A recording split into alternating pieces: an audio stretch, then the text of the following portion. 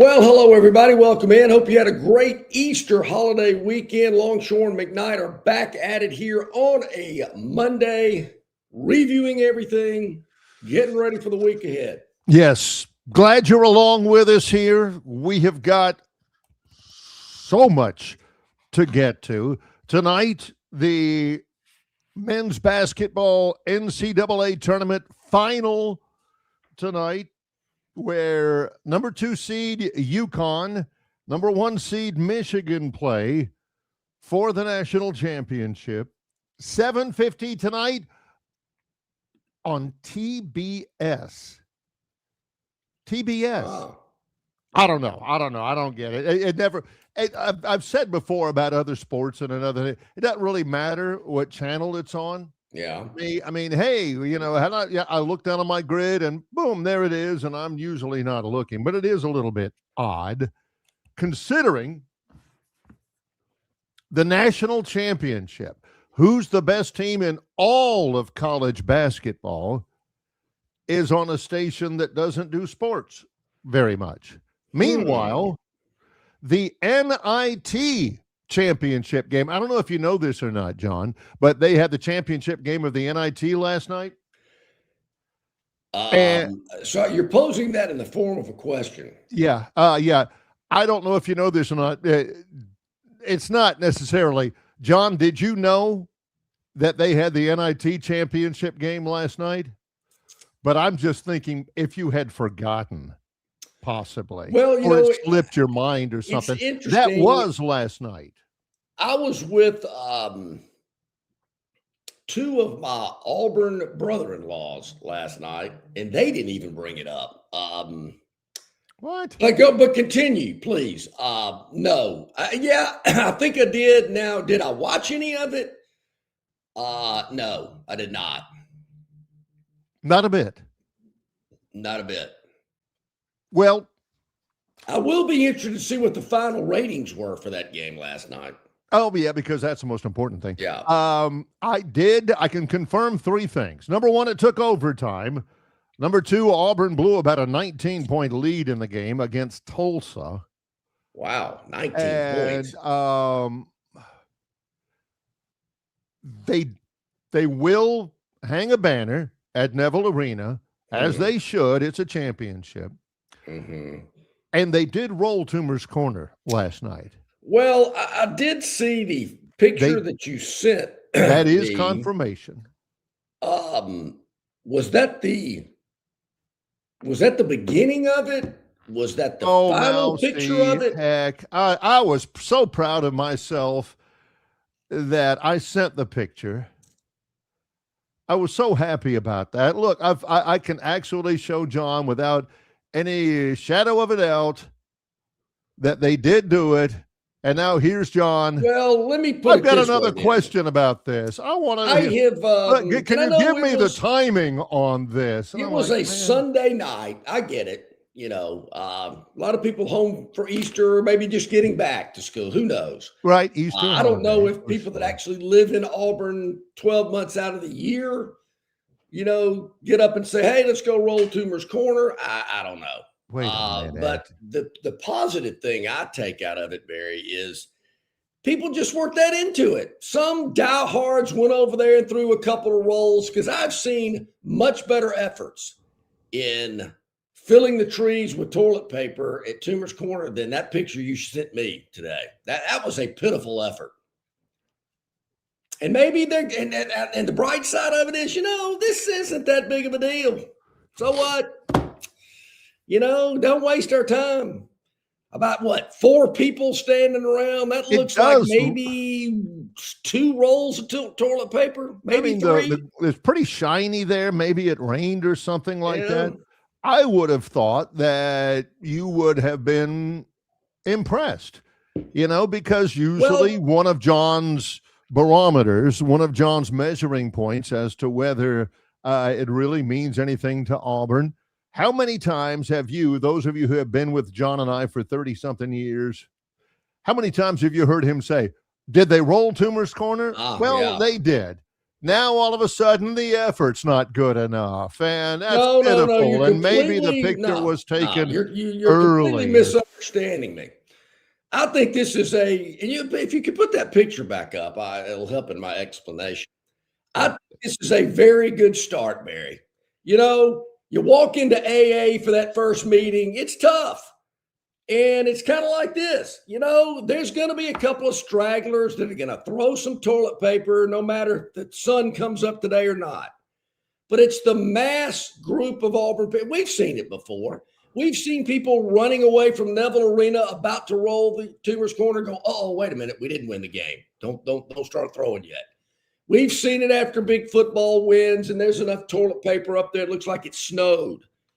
But my take on it is, the vast majority of Auburn people, no, just not that big of a deal. I'm not going over there to roll Tumors Corner, albeit 9:30 on a Sunday night. But I think this is a really positive, good step in the right direction. You ain't gonna roll those trees every day. That's my Sometimes it feels like it. Bob from Pike Road says literally the NIT championship means nothing. It is an exhibition tournament, irrelevant. Hanging a banner about winning a postseason exhibition tournament is totally Auburn, laughable. Here's a trivia question for you. Which school in the SEC has been to the NIT the most? Which team played in the NIT final in 2011 under Anthony Grant? Did they really? Who'd they play? Gosh, who was that? Did they really play in the NIT final? Yes. Yeah. Yep. They've also turned down one or two as well. A lot of people, several schools did that. Hanging a banner for winning a postseason exhibition tournament is exactly an Auburn thing to do. The NIT is irrelevant, and hanging a banner is laughable. Well, I'm sure. I'll agree with you, Bob. I will totally agree with you on that. Yeah. Any school that, I don't want to say any school.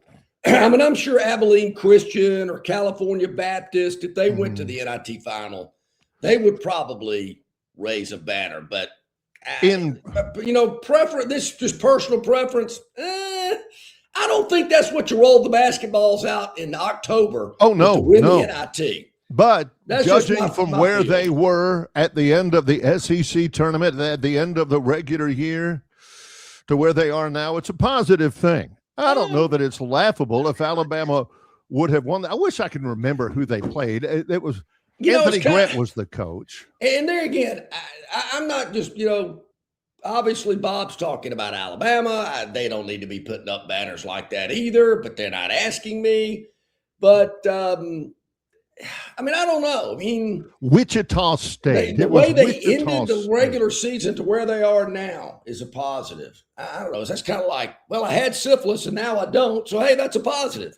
I just don't know if winning the NIT is that big of a deal. Now, I know how it's going to be positioned. Oh, Stephen Pearl's, gotten 5 more victories on his overall resume. And this team got to play basketball for 2 extra weeks. Yeah, it's in a whole lot better spot than they were at the end. Which, of course, 80% of those guys won't be on the team next year. So what's that matter?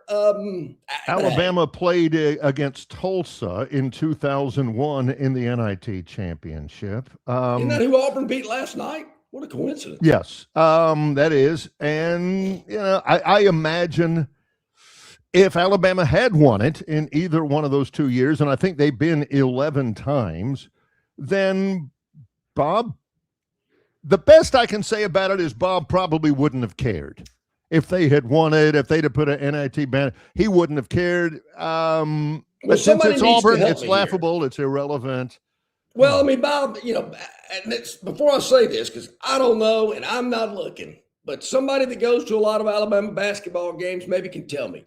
Do they have NIT banners hanging from the roof of Coleman Coliseum?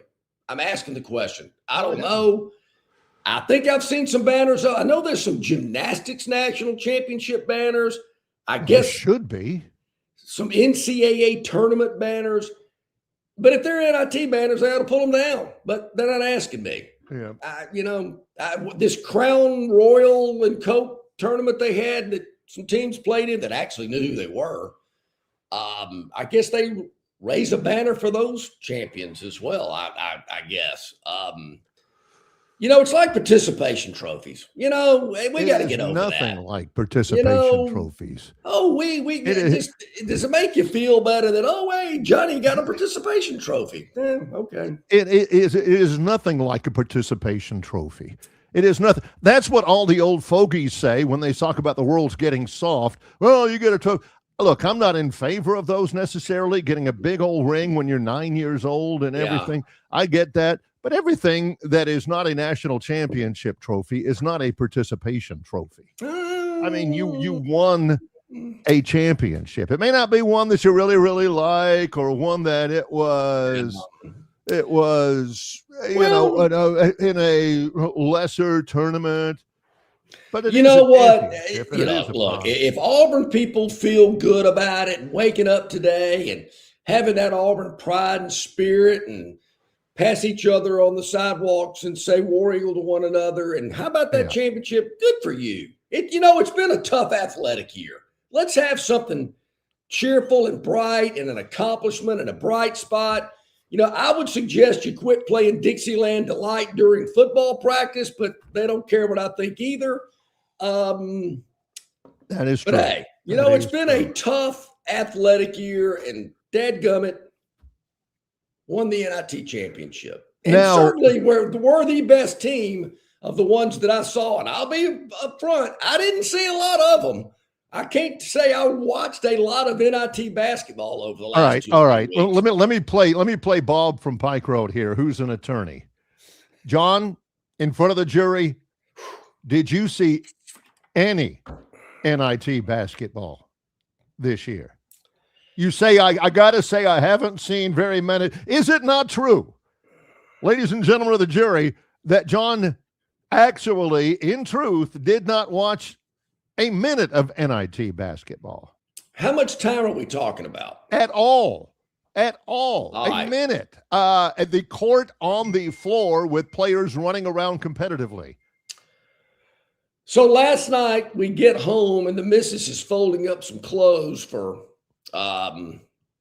one of the I forgot which, I guess it was all three of the boys. There was a ton of clothes. Now, bear in mind, if I was a true attorney, I would ask him to simply answer the question yes or no, but this is probably going to be a pretty good story. So I turned the TV on. It just happened to be on ESPN. I went, oh, look, it's the Auburn game. I'm not sure I was on it because they went to a timeout. So I went, I'm out, done. So I clicked it. So they were walking from the floor to the bench. Does that count? It was actually no time was game. Not.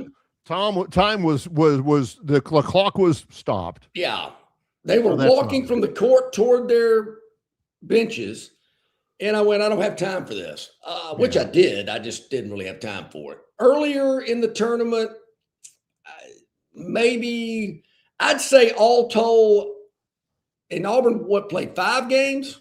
I think so, yes. Yeah. In the 5 games Auburn played in NIT, I might have seen of live action 2.5 minutes. Okay. Maybe. Now, my other thing, playing an attorney here, is Bob from Pike Road understands precedent. Mm-hmm. He says, Barry, Bama once played with leather helmets. 2001 was a quarter of a century ago. Ancient history. Well, they also played in 2011. They played a bunch. Yeah. They played more than anybody else in the SEC in the NIT tournament. But you understand precedent. If this is indeed a precedent, Bob, that any conversation about any sort of athletic event before 2001 is irrelevant, then that precedent has been set for Bear Bryant. That precedent has been set for about 11 of those natties.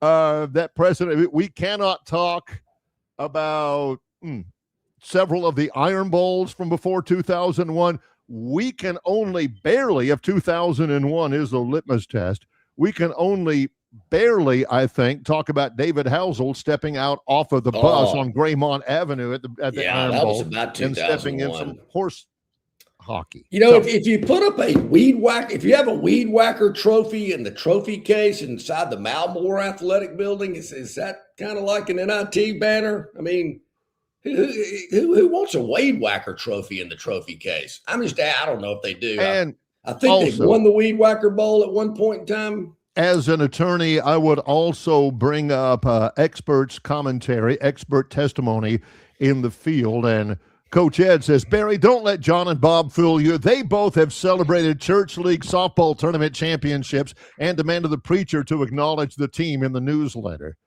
You know, hey, Edna, she fell at home and suffered a bruise. Let's all pray for her. And, hey, big ups to our Church League softball team, which won the 30 and older Open Championship at Church of Christ 3-1 over there at Chisholm Softball Complex. Yeah.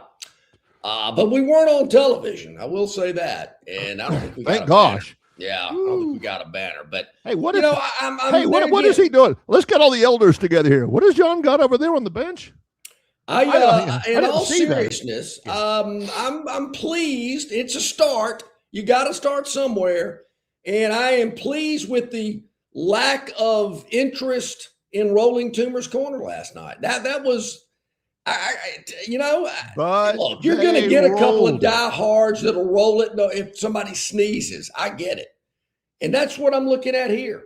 Just some guy, hey, let's go roll it. Nah, I don't really think we should. Nah, come on, let's do it. But the masses, not interested. They did roll it. Well, they did roll it. Normally, I guess they did. And John normally watches Toomer's Corner, or he has people watch it for him like a hawk. Wait. You telling me they beat Emory and Henry in football? And they roll Toomer's Corner. Oh, they win the NIT. There's a few rolls out there, and maybe early in the process.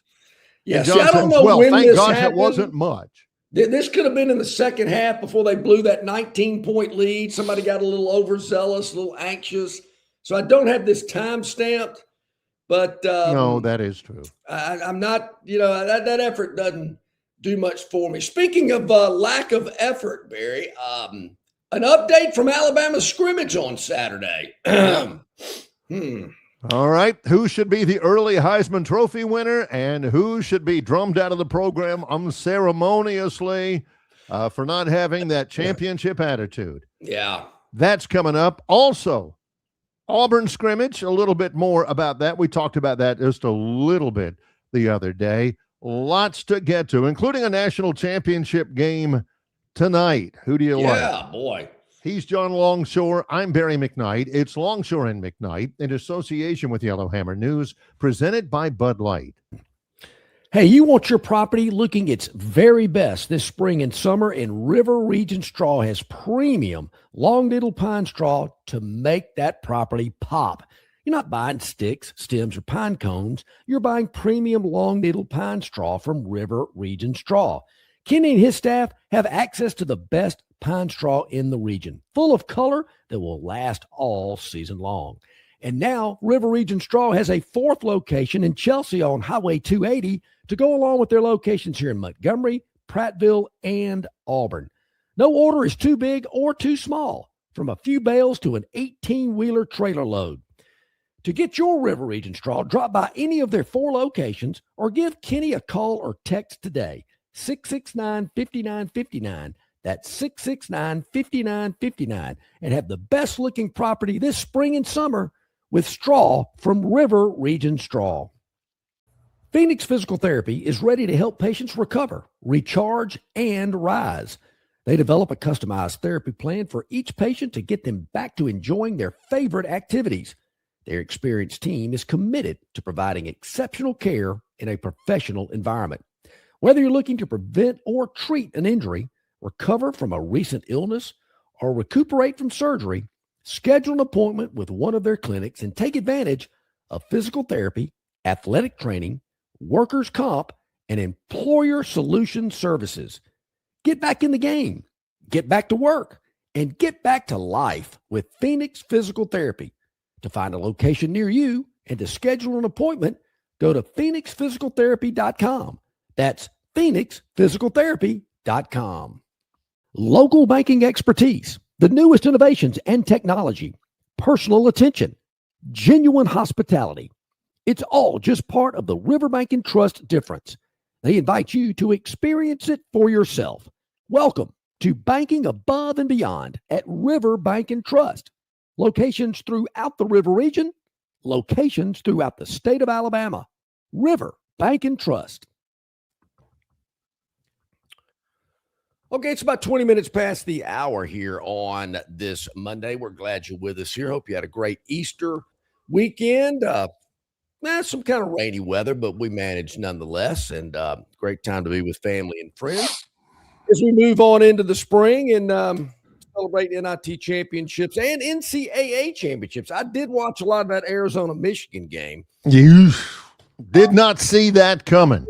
Okay. Also, I watched, unfortunately, I was only able to get to it in the second half. Yep. When it was all but over. UCLA beat South Carolina in the NCAA women's basketball national championship. South Carolina was 36-3. UCLA was like 36-1. They were the two powerhouses, and UCLA beat the snot out of them from the very start. It's a national championship for the Big Ten in football. It's a national championship for the Big Ten in women's basketball. Yep. And tonight they'll determine a national champion, and the Big Ten champion, the Michigan Wolverines, are a 6.5-point favorite over the UConn Huskies tonight. What has happened to the Big Ten, and conversely, what has happened to the SEC? Yeah. Greg Sankey better get these teams in a little bit better position. And I know he's been meeting a lot with the president and other high officials trying to get college athletics straightened out. But, his conference seems to be crumbling a little bit when it comes to championships and things of that nature. And certainly the Big Ten is beating their chest and letting everybody know about it. And, hey, I don't. It's kind of like winning the NIT. Beat your chest, let everybody know about it. That's right. Now, with a trivia question. All right. UCLA wins the national championship in women's basketball. It's their first. I mean, their men's team still leads the NCAA a number of championships. That's the first time the women's ever made the Final Four. There are now 3 schools in the country that have in their history won a football national championship, a men's basketball national championship, and a women's basketball national championship. UCLA is one of them, and I would bet $10 right now that not only can John not name the other 2, I bet John can't name the one of the last 2 because I couldn't. Yeah. I would never have guessed this. It used to be a question of, has there ever been a team to win the football and basketball national championship? And there have. Season, which Florida has done. Yes. I don't know much about the Lady Gator basketball team, so I don't think they've done it.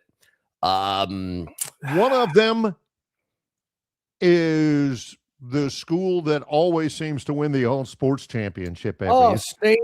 Stanford. Stanford's won a football. I guess it was like back in the 40s or something like that. Ooh. The other one is the University of Maryland.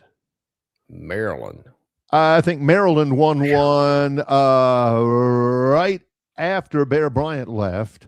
Jim Tatum was the coach. I can't remember the years. Maybe it was right before. They won a basketball national championship. I remember because Troy played them in the tournament the year they won it. And they won a women's basketball. And, of course, South Carolina's been a dominant program. UConn as well in women's basketball. UCLA, the Bruins coming in and winning the crown. All right, so that's a real quick drop in about women's basketball. Now, I'll say this, Barry. I did watch more Auburn NIT basketball than I watched any of the women's tournament. You probably don't find that hard to believe. Well, see, I watched the second half of the women's tournament. I've watched cumulatively maybe a full game of the Auburn NIT run. All right. So with all that, little basketball here, little women's basketball mention on the program just because the season's over. Now we get to the moment you've all been waiting for. The John Longshore, Alabama Spring Scrimmage report. Is Kalen Moore going to be drummed out of the program because of the absolute lack of talent, coaching, and execution on this year's team after one spring practice? It's Overreaction Monday from some of our chat room members, and here we go. I said this years ago. I can't remember what school it was. Maybe it was Arkansas. That kind of rings a bell. But one year at SEC Media Days, Arkansas, one of the players that was representing the Hogs was a punter. He was good, too. He led the league in punting the year before. And I'm thinking to myself, man, if you're bringing a punter to the SEC Media Days, Texas A&M did that one year, too. Now you're letting everybody know we're not going to be any good this year. Because if we're spotlighting our punter, we got problems. Because, number one, ain't you got anybody better? Yeah. And number two, it is a media conference, John. How many questions is anybody going to be able to ask to a punter? So, how you kicking it?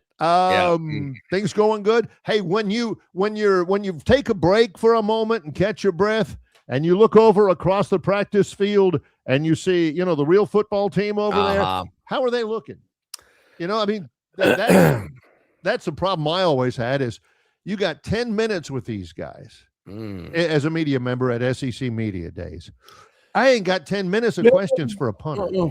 Well, I picked up a trend here. I could see something coming when multiple reports were coming in on the VIP River Region Straw text line on Friday. God bless you. And the general theme was a young man named Adam Watford. I'm thinking, who is Adam Watford? Watford. The lead singer from Maroon 5? No. One of them mentioned this kid who is the punter for Alabama.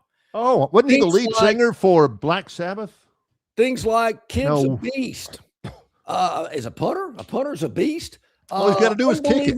Unbelievable hang time. I mean, the way he can make that ball turn over at its arc and drop on a dime. I'm thinking, really? I'm reading about the punter? So that was one of the first things I thought, this doesn't sound like it's going to be too good. Top of the mind, just because it's there. Adam Watford is from Dothan High School, a Dothan Wolf out of Dothan, Alabama. He is a senior. Adam Watford is a grad student where he punted for 3 seasons at the University of North Alabama. And last year, as a junior for the Lions of North Alabama, 46.5 yards per punt. Impressive. All right. Punter and place kicker at Dothan High School. I don't know how many times I've gotten information about Alabama scrimmages and the punter was mentioned. Is he even live? I mean, they're not rushing the punter in spring scrimmages, I can't tell you. I can't tell you. Now, positions that interest people a little bit more, like the quarterback position. Oh, yeah. Yep. Okay. Anything? I'm getting responses back with words like terrible, erratic, not erotic, erratic. Erratic. Yeah. Game's too fast for them. Having a hard time catching up. That's not good. Austin Mack, couple of interceptions on Friday. Somebody probably threw a pick 6. Yeah, one that run around the goal line. Keelan Russell, not decent. A lot of people, you can certainly see the ability there. They just got to kind of reel it in. Kevin Riley had a good day at running back, but that's a guy that going, who? Kevin Riley. There again, who are they going up against? What kind of defense is there? Yeah, that's the Cam Petway thing. Michael Casagrande, who covers Alabama on Twitter, he mentioned, again, I don't think they have full access to the spring scrimmage, but he said Kevin Riley sure looked more and more like a 1 or a 1A running back. From Northport, I believe that young man's from. Noah Rogers, a running back, a wide receiver, got a lot of positive reaction. Okay, all right. But Barry, I'm just telling you, when the punter's being spotlighted, to me, that's not a good sign. Now, things will change, and they normally do from the first to the second scrimmage. But overall, not. And then again, if you're getting reports that everything looks unbelievably incredible, dominant, kicking everybody's tail, which we would hear things like that during the Saban era. Some of the reports I got from spring were like, "Wow, man!" Which normally they played out that way. I will say, the giddiness and the excitement in the evaluations was warranted. Usually, when the season played out. But this one just seems to have a little bit different tone to it. Let me say this. We kid around all the time. John's got a great group of fans. I've met a lot of them. They're fine people. I'm impressed with the quality of John's friendships. And I personally am very grateful for them. Now, they'll text me now and again. Mm-hmm. But not nearly as much, not nearly as constantly as they text John. And I'm grateful for that information. Because I'm looking, my method of garnering, what's out on the street from Alabama, those guys were all about, let's get real here about the NIT tournament. Saban Fever says, when's the Barn NIT parade for 69th place? Auburn NIT game was at Hinkle Fieldhouse of the movie Hoosiers fame. Well, not the championship game, it wasn't. Ala Tide says the Barners can finally fling all of the toilet paper that they didn't get to use in the regular season. Come on, people. Oh, please, have them hang an NIT banner for next season. That was from I Wax the Dude. Why do teams act stupid playing Auburn from MB Bama? That doesn't help me, guys. I like that one. Come on. You Blame just had your other first team being stupid. Yeah. Why, if they win, if Auburn wins, it's because the other team was being stupid. I don't need that. I can get all that stuff from Auburn Undercover. I don't need you to be obsessed over Auburn just this one weekend, please.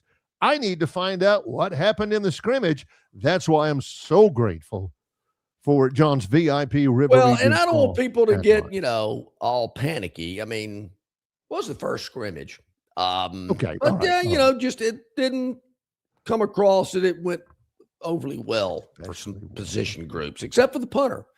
Granted, they're inside Bryant-Denny Stadium and, maybe 10,000, maybe not even that many, basically empty. Let's just put it that way. So, when the punter does get his reps, it probably does sound, you don't hear that sound like you would in a regular game because there's a lot of other stuff going on. That's true. So you can hear the real loud thump, the boom of the punt, of the ball hitting the punter's foot.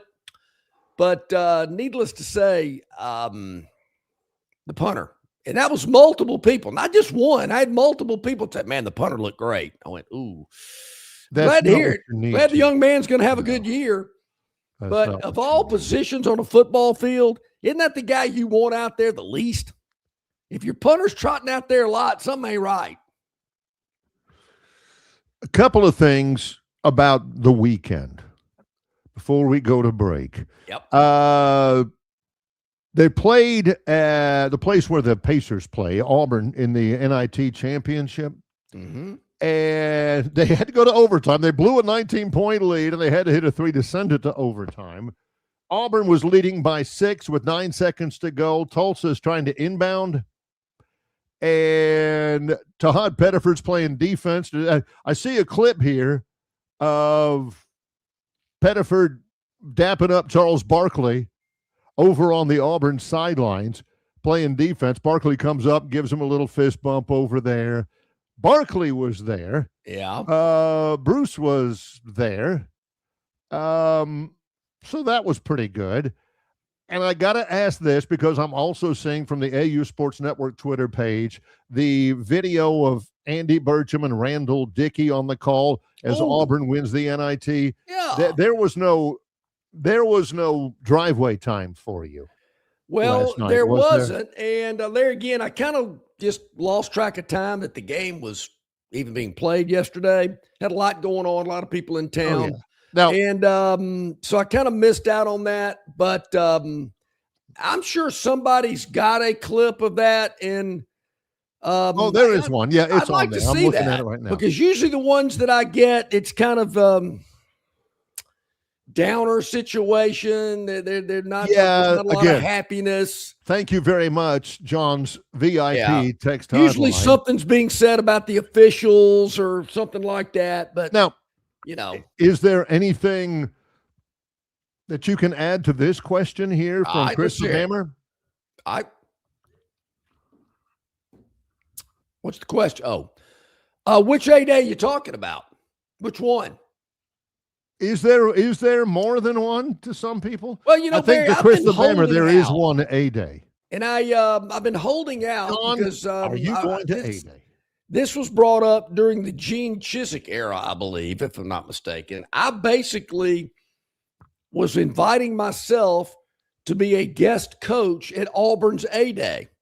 I don't know if they even do that, but if they do, I want to be on the list. And I have been up front letting Auburn people know I want to be a guest coach for the Auburn A-Day game, like I was for Alabama's A-Day game many years ago. At $5 a pop, that's good for about $500 of people who would not go otherwise, except to say, no, there ain't no way he's good. There ain't no way Auburn's letting him do it. There ain't no way I got to go buy a ticket so I can see it. I mean, that's $500, and $500 is $500. That's true. And Theodis, you're right. Johnny Ballparks Franks was also a guest coach that day. He was actually on the other team. He wasn't on my team. He had to eat beans and Franks that day. Hence the name, Johnny Ballpark Franks. Yes. But and I would want to do it for the experience. I've done the Bama thing. I want to see how they do it over here. Do they John would not be able to coach for all of the Auburn people who would be tugging at his sleeve and trying to get his attention, wanting to get a selfie of him decked out in the Auburn coaching gear as proof. See, years from now, they can print that thing off and say, I told you I did this. That is him. No, you Photoshopped that. No, it's him. Look, he even signed the bottom of it or something like that. But I think I'm being asked, am I going to A-Day in Tuscaloosa? Yeah, well, Chris the Bammer says, hey, John, are you going to A-Day? And John says, which one? And Chris the Bammer says, the one that doesn't cost anything. Hey, that's a good one. I wish I'd have thought of that one. That's a good one, Chris. Yeah. Chris, at this moment, no. I have no plans to be at A-Day game. I'm not even sure I'd go if somebody let me sit in their box and they drove me up there. Watching a scrimmage, just not my cup of tea. Heck, I didn't like practice when I was a player, much less watching it. But I don't have plans to do that, Chris. But plans change. You never know. They make it worth his while. He's open to the possibility. Stand by. Barry, maybe I need to go to A-Day and see this punter with my own two eyes. A 3-year starter at North Alabama. Yeah. But nothing wrong. North Alabama's won national championships. Certainly they have. And he all of a sudden, is it fair to say he is the talk of Alabama's spring practice so far, the punter? I don't know about that, but his name's been mentioned in several accounts that I've gotten of the scrimmage on Friday. Hunter. I'll just put it that way. Multiple people mentioned his name, and I thought, read into that what you will. He's John Longshore. I'm Barry McKnight. It's our Monday live show. It's Longshore and McKnight in association with Yellowhammer News, presented by Bud Light. The Montgomery Regional Airport is getting better the more you use it. MGM offers multiple nonstop daily flights to Atlanta, Charlotte, Dallas-Fort Worth, and Washington's Reagan National Airport via Delta and American Airlines. And beginning this April, MGM will offer daily nonstop flights to Houston's Intercontinental Airport via United Airlines. All of these cities offer easy connections to destinations all over the country and all over the world. Make travel more cost-effective and less stressful when you utilize your Montgomery Regional Airport. MGM, you can get there from here. All right, man, grab a Budweiser and take a knee. It is the best time of the year. It's baseball season. That means sunshine.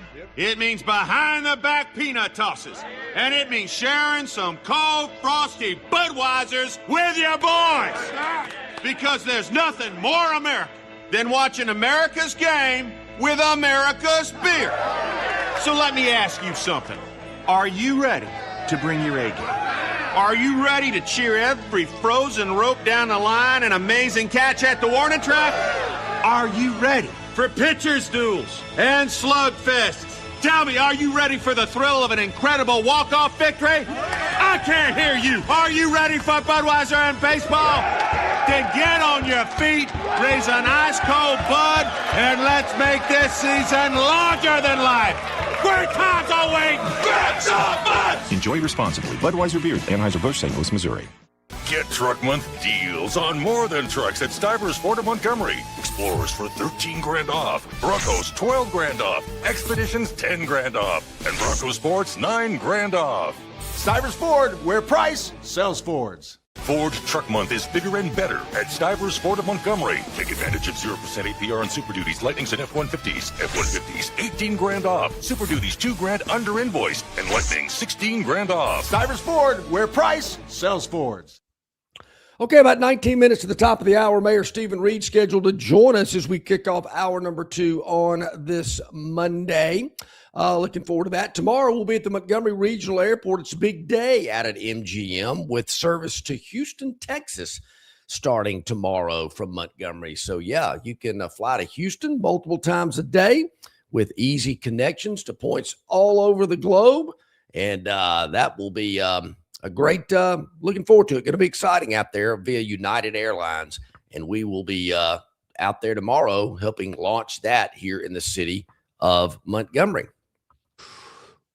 Auburn, their football team, basically at the halfway point of spring practice. Of course, the A-Day game is 2 weeks from this past Saturday. The Auburn had their scrimmage earlier than Alabama. They scrimmaged Thursday night. We talked about it a little bit on Friday, and the gist of it is that the defense has a chance to be pretty good, and they like Byron Brown's athleticism at quarterback. Comparing him to Dak Prescott, I understand. That's what the early thing was. Yeah. And I mentioned in the scrimmage, Arkansas State transfer Cody Sigler stood out, and we talked about several players called him a dog, which is a good thing. Okay. Not if you're a potential prom date in high school. She's a dog. But, and I mentioned he's a good player. He really is. He's from Arkansas State, and he's a good player. Plays hard all the time. One of those guys that'll give you maximum effort. But like I said, I didn't think he was like, the best defensive lineman in the Sun Belt Conference. I'm not sure he was the best defensive lineman on the team. So that's kind of a little Alabama punter-esque. I was about to say, is there any reports about Auburn's punting situation? Haven't seen any. Okay. Probably some Australian guy. Yeah. That's about it for spring for Auburn. Byron Brown. The other thing that Jason talked about was the tight end. Evidently, Alex Golesh is big on the tight end, and they've got a couple of tight ends that they think could be effective. I'm a big tight end guy too, and I think he's very underutilized. I think tight ends don't get as much use as you could, and I like a tight end mixed in more often than not. Auburn's best tight end in history? Gosh, who could it be? Great tight ends. Help me out, Chad. Who was that one a couple of years ago? The blonde-headed kid that had the long hair coming out. Oh, that was Sal Cannella. Yeah, he was a receiver. Sal Manila. I forgot about that guy. Lutsen Kirkin, Yeah, he was the a late good great one. Philip, he was good. Sure was. Robert Johnson, who once was in studio with John, and he I forgot about that he was guy. talking about getting money, and John's perked up. Yeah. He says, "No, it's bowl Who was money." that? Who was that tight end? Wasn't he a tight end that ran that reverse in the Iron Bowl against Alabama? Lawyer Tillman, he was not a tight end. Not a tight end. He was a big wide receiver. Okay. Andy Fuller. I mean, you just go over there. The best tight end in Alabama history. Don't say Ozzie Newsome, because the Wizard of Oz. You kidding me? He was a wide receiver at Alabama, and he played tight end. Howard Cross, high C. Remember him? He was a great blocker, but he couldn't. And then he went to catch. the Giants and was like all pro. Yeah, just because he blocked really well. Yeah. Best tight Yeah, end. what that is, downfield blocking. Huh? What's the kid's name? O.J. Howard. Yeah, he's a good from one. up the road here. Yeah. He's been a guest on our program before. Oh, Barry, come on. You're missing one Played of for the the greatest Bucs. of all time. How many hits you need? Got basically screwed over in Happy Valley when Alabama came back and beat Penn State. Oh, Preston Gothard? Yes. From he Lowndes was Academy. in bounds. He was a rebel from Lowndes Academy. He was in bounds. Yeah, Curtis heck Brown yeah, was he out of was. bounds. Preston Gothard, God bless you, you were in bounds. Yeah, I mean, great tight end. I'm sure I'm missing somebody. Don't want to do it. Hope I don't hurt any feelings. Yeah. But there've been some good tight ends. Yeah. There've been a few good ones. Yes. So we don't usually talk about them a lot. When we do talk about tight ends, the name that always seemed to come up anytime we talked about Auburn, much less talked about tight ends, was a tight end for Auburn way back in the day named Lorenzo Diamond. Oh, yeah. How can we forget? I mean, the guy gets a bullet to the gut and still is able to play. Yeah. It was a mishap with his wife. Well, he referred to her as his old lady, but yeah. Yeah, Lorenzo Diamond's old lady accidentally shot him in the abdomen one time in the car, and he got a lot of run for that. Oof. Lorenzo's probably 60 now. Yeah. So we've got. So here's a question that just people, not a lot. I got this question a lot over the weekend. And it's one of those like, well, I don't know. I think it's kind of a wait and see kind of thing. And people wanted to know because after we had talked about it, picked up on it, kind of thrown our 2 cents in there about it. I noticed some other media outlets around the state, which is typical, bogarted off things that we were talking about and said, you know what? I'll write an article about this. This is great. So it revolved around Auburn having some practice period where they played Dixieland Delight or Mountain Music or whatever it is they play. And they called it the Iron Bowl period. And what a lot of people have been asking me is, well, when are they having the South's oldest continuous football rivalry period? The oldest continuous rivalry in the Deep South. The Auburn-Georgia game is like the biggest of big deals. I don't know what music they would play. I think Auburn and Georgia's band sometimes play the same little pep song. I'm not sure which school originated that. I hear it at Georgia games more than I do at Auburn. That's glory to old Georgia. Yeah. I mean, they kind of have appropriated that and put their name. I don't know why Auburn plays it, but be that as it may. I don't know if they play that during a period when Auburn practice. My point being here, Barry, is somebody needs to get to Alex Golish and say, Alex, hold on here, buddy. Let's tap the brakes.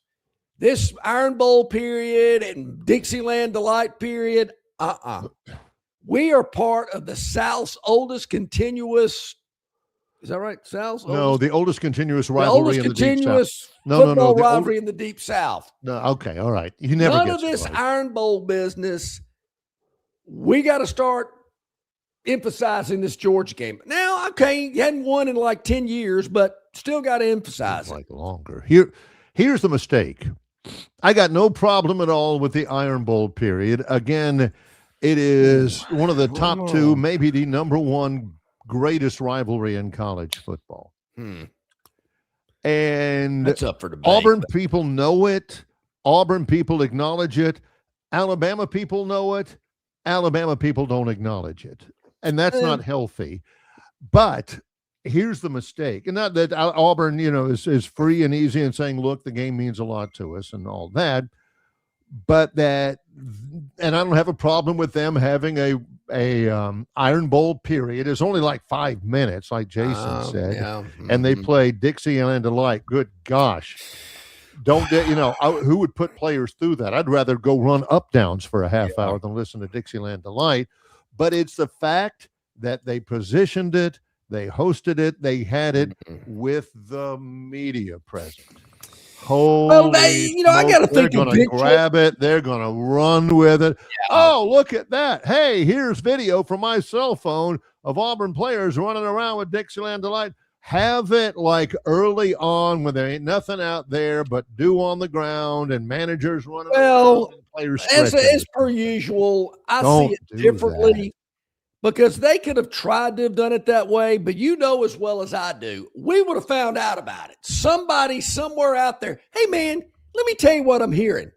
Can you believe this? They have a period over there during Auburn's practice called the Iron Bowl period, and they play Dixieland Delight. No, there ain't no way they do that. I'm telling you, I'm hearing it. My man over there, he was out there, doing whatever he does, and he saw it. He heard it. Nah, no way. You're wrong, John. You know why you're wrong? I'll tell you why you're wrong. You're wrong there because there are things that get around among the Alabama faithful that it doesn't even have to happen for it to get around. Rolling Toomer's corner when Bear died, all this other stuff about an assistant coach saying the N-word to a player in the middle of a game. They're going to have stuff go around anyway, regardless of whether it actually occurred or not. So it's not necessarily, hey, you got to do it because it's going to get out there. It's going to get out there anyway. Just don't make it easy for them. All I'm saying. Look, whoever took the photo in the football meeting room and it has "Beat Bama" painted on the wall. Yeah, you can. I don't know who the guy was that took that picture, but if they have something like that up there, it's certainly not hard for me to believe that anything could happen. They could have a period called the Iron Bowl period and try to keep it quiet. We don't want the media to be here when we do this, but unless somebody grabbed the clipboard and it said Iron Bowl period, all it would look like to the naked eye is a bunch of guys running around to Dixieland Delight. Well, which is not an I mean, Auburn plays, Southern stuff, Auburn's in the South too. There wouldn't be. So they play Dixieland Delight. Wait, Alabama has appropriated that. Nobody else can use it. But here's my somebody thing. Put it on a clipboard, and somebody found that clip would have found that clipboard. And say, see, it's right here. So much emphasis on it. I mean, you got to. It's kind of like rolling Toomer's corner every time somebody sneezes. You act like did we beat Bama? Did we? Yeah. Okay. So what? They're just Bama. Who cares? We're not worried about them. But here we are in spring, and they're emphasizing this Iron Bowl period and playing some song that they play at the stadium. I'm thinking we're going to go all spring and all summer, and finally the Iron Bowl rolls around, and Auburn lays an egg in the game. And the first thing they're going to be talking about? Well, that's all they had in their head the whole season. That's all they're worried about. Iron Bowl period, Dixieland Delight. There again, where's the Georgia period? I'm told that, Georgia and Auburn, it's the biggest thing in college. No, it isn't. Georgia fans could care less about Auburn. I never hear Georgia people talk about, those Auburn Tigers. Woo, it's a big deal. It's a great rivalry. They don't care. Big deal. So also, want to get this in our first live hour because it's maybe the biggest news in the state in sports. Before we head to Montgomery, Mayor Stephen Reed coming up. According to reports, Alabama men's basketball coach Nate Oates has signed a new contract that will make him one of the 5 highest paid men's basketball coaches in the country. That's according to the man himself, Crimson Tide Athletic Director Greg Gurn. This is interesting. And I don't know the numbers, but it's a lot. I don't know the numbers, but he will be one of the top 5 most highly paid men's basketball coaches in the country. Greg Gurn said this, quote, and I want your experience. You tell me if this is plausible. Greg Gurn said, quote, appropriate members of the Board of Trustees have been notified of the proposed terms of the new agreement, and it will be soon formally approved through the board process, end quote. So it says that he has signed a new contract signed and everything, and then Greg Gurn says, not everybody in the Board of Trustees has been notified of it, but appropriate members of the Board of Trustees have been notified of the proposed terms, and it will soon be formally approved through the board process. Is that how it's supposed to work? I'm not saying this in probably the exact legalese way to do it, but members of the Board of Trustees, members of the Board of Trustees, there's like some of them that, undergraduate admissions is a big part of what they focus on. And everybody's got their own interests. It's a big area that they focus on. And satellite campuses is an area that they specialize in. And there's a group that athletics is their kind of area of expertise. I would think that group of trustees that focuses on athletics is well aware of this. Now, the group that handles like the biology lab and all that type stuff, they might be hearing about it this morning. Or the one who's in charge of, I don't know, in their spare time, seeing what's happening over at UAH. Yeah, that's right. About that. I mean, and this is nothing new. I mean, one of the many times Nick Saban wanted an expansion, a modernization, whatever it may be, to hit the football complex, 10 times out of 10, the concrete and the steel was already in the ground before they'd even formally put the proposal on the table for the board to sign off on.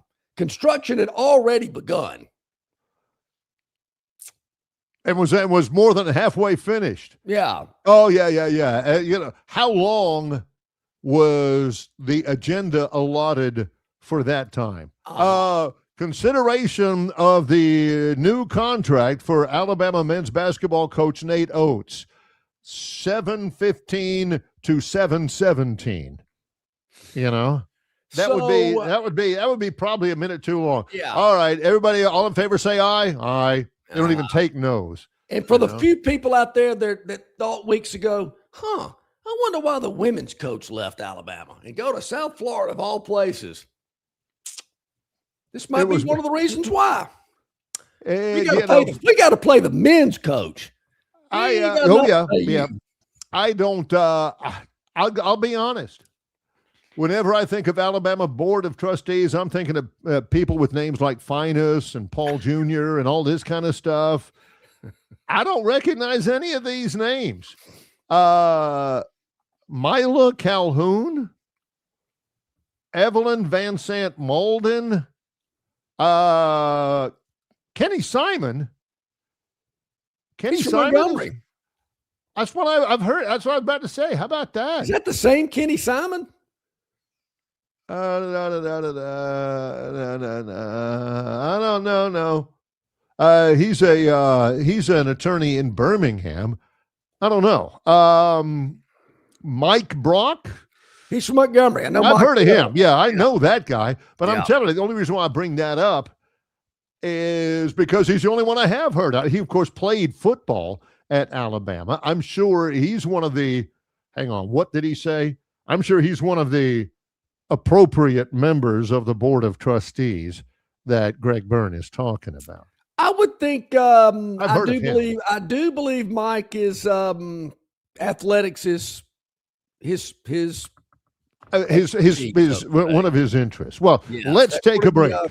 Exactly with him. So, there you have it. So Nate Oates is going to hang around a little bit longer. Yeah, evidently the contract. Would that be the case, Barry? I don't know. Say, let's see, Alabama's basketball season is been over for like 2 weeks? Oh, no, 1 week maybe. 1 week? Do you think 1 week after the football season this year that Kalen DeBoer will be getting a contract extension? I don't know. But Nate, through 2031, 2032, let's take a break. Montgomery Mayor Stephen Reed set to join us in a moment on Longshore and McKnight in association with Yellowhammer News, presented by Bud Light. Prattville Carpet is the most trusted name in flooring in the River region. Ray Bowles and his staff have an extensive line of Mohawk, stain-resistant carpeting in all the latest styles and colors. Prattville Carpet also has hardwood, vinyl, and ceramic tile for all of your flooring needs. Professionally installed at the absolute lowest prices. Take advantage of cash and carry vinyl plank at just $239 a foot. Call them today to set up your free measurement for your home, office, lake house, hunting camp, or wherever you need flooring. 285-8117. That's 285-8117. Or drop by 2201 Cobbs Ford Road in Prattville for Prattville Carpet. It doesn't matter if you're running drills at the park, playing pickup on a Saturday, or sinking the final putt. When you compete with your friends with Michelob Ultra on the line, competition isn't that friendly. The trash talk, next level. And the stakes, oh, those are crystal clear. With only 95 calories and superior smooth taste, it's the ultimate trophy. Superior is worth playing for. Michelob Ultra, superior light beer. Enjoy responsibly. Copyright 2025, Anheuser-Busch Michelob Ultra Light Beer, St. Louis, Missouri. The Destin Connection Seafood Market at 3750 Norman Bridge Road in Montgomery has the freshest seafood direct from the Gulf of America. I'm talking red snapper and grouper, all sizes of Gulf shrimp, jumbo lump crab meat and crab claws, Louisiana Bay oysters, and New Bedford scallops. They are a full-service seafood market and kitchen serving po' boys, dinners, and sandwiches. You know, many well-known restaurants in the River region purchase their seafood from the Destin Connection because they know it's the absolute best. Call ahead and your order will be ready for pickup. The Destin Connection Seafood Market, 3750 Norman Bridge Road. Call 288-4272. That's 288-4272. Okay, welcome back in, everybody. Top of the hour on this Monday. Montgomery Mayor Stephen Reed going to hop on with us here in just a moment, as he does from time to time. I always like to have the mayor come on and talk a little sports and city business. So we'll do that here momentarily. But it is the national championship game tonight in college basketball. A lot of people certainly have been high on the Michigan Wolverines. It's kind of hard not to be. They were very impressive against Arizona on Saturday. They've got UConn, who has a coach, Barry, that I get the sense a lot of people just don't really like the UConn coach very much. What's the problem? He's neurotic. He's a little bit crazy, Dan. Okay. Hurley is. You know, somebody made a big deal out of this. I'm not sure that it was legit. When the kid Braylon Mullins hit the three to beat Duke after the stupid turnover by the Blue Devils late to get them to the Final Four, Hurley was seen headbutting the referee. It wasn't a big headbutt, but he went right up to the referee and put his forehead to his for just a second or anything like that. That could have been the dumbest thing in the history of the world. If the referee had taken offense to that, boom, there's a technical. Duke shoots free throws, and they got the ball, and, you know, that would have. He is a very good coach. He comes from a coaching family. His brother Bobby played at Duke and just got fired as the head coach at Arizona State. His dad was a longtime high school coach. He can coach the game. And, heck, they've been to, 3 championship games in the last 4, and they have never lost a Final Four game. When they've gotten in the Final Four, they've won it. But I don't know if I could play for him. I don't know if my child could play for him. Very good coach. I'm not saying he's a bad person, but, man, he's a little bit weird. I'd give, I'd maybe try somebody else who didn't act like a serial killer. I don't know. I do love the Michigan coach, Dusty May. Dusty May was that sounds like a wrestler. He has been to the Final Four. He took Florida Atlantic to the Final Four several years ago. Then he got hired at Michigan. Dusty May used to be a student manager at Indiana. And he tells the story, this came out this last couple of days, that he and a bunch of his student manager buddies at IU pooled their money, and they went to the NABC convention and the National Association of Basketball Coaches convention on their own. And all they were going to do was just hang out, try to meet people. Hey, I'm a student manager at Indiana. Sure would like to coach. Can I do anything? Can I mop the floors at your school and everything? And then here he is, quarter century later, he's going to his second Final Four, and he's playing for the national championship. And let's face it, he's going to win it tonight. Yeah. Michigan is going to win. They're going to be a Big Ten sweep of the three major sports right now that are going on in college athletics. I just think that's a good story. Now we're not at the Phantom's Daily Dog just yet. I mean, that's Barry's opinion about Michigan. Mine could be similar, but we're going to get to that in a moment. Here's the deal. And I think he's a great coach. I love Dusty May. Not so much Danny Hurley. But it ain't because he's the greatest X's and O's tactician in the world. It's not because he's a fabulous role model for young men, although he is. It's because Michigan's got tons of NIL.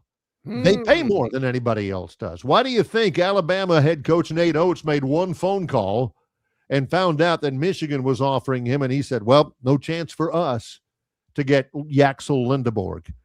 No, Michigan? All right. Well, we're out because there ain't no way we can outspend Michigan for this kid. And I don't know if this will become public knowledge, but as we just talked about, Nate Oates is getting a contract extension. Sure, there's a bump in pay involved in it as well. But what about NIL? Is Nate Oates going to have an NIL that's comparable to other schools that he's battling against to win championships? Because I don't care how much you're paying your coach. If you don't have enough to pay your players, how's it going to work? They need to commit to it. They need to commit to it. Nate gets a big salary and all that, top 5 best paid basketball coach in America. But again, these days you have to be a good coach. I mean, everybody knows how to draw up switching a ball screen or, running a 1-3-1 full court press. Everybody knows that at that level. What you got to have is players. Yeah. And Alabama they've got a good commitment. It's not an elite commitment. New South Florida women's basketball coach Christy Curry, 5 years, $4 million at South Florida. Doubt she was making that at Alabama, but what's that number again? 5 years, $4 million. By the end of the contract, she'll be making $850,000 a year. She'll make $750,000 in her first season. Now, the contract reflects more than just a pay increase for Curry, as her deal outlines increased staff funding and a new revenue sharing element tied to student athletes getting paid. South Florida has an infrastructure. They've got dollars that they're willing to put towards women's basketball. South Florida, John, that the University of Alabama is not.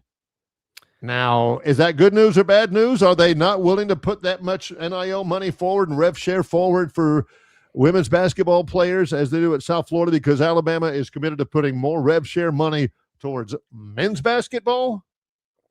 Or are they just trying to do it on the cheap a little bit all the way around? Well, I think, I don't know if they would phrase it that way, but no. I think they're doing a little cost cutting. I mean, Christy Curry made about $750,000 at Alabama. 750K. Husband's making a little over $200,000. I mean, she was making enough money, but obviously they weren't putting money into building a roster. I'm amazed they were making that much money in Alabama. That's amazing to me. Amazing in a bad way. Amazing, like, are you kidding me? Yeah. He's making what? He's not like, get it. wow, that's great. Did you hear that? Alabama's playing their women's basketball coach. They called us awesome. No, So he ain't amazed in that way. That ain't the amazing. I look at it this way, and I know you probably don't.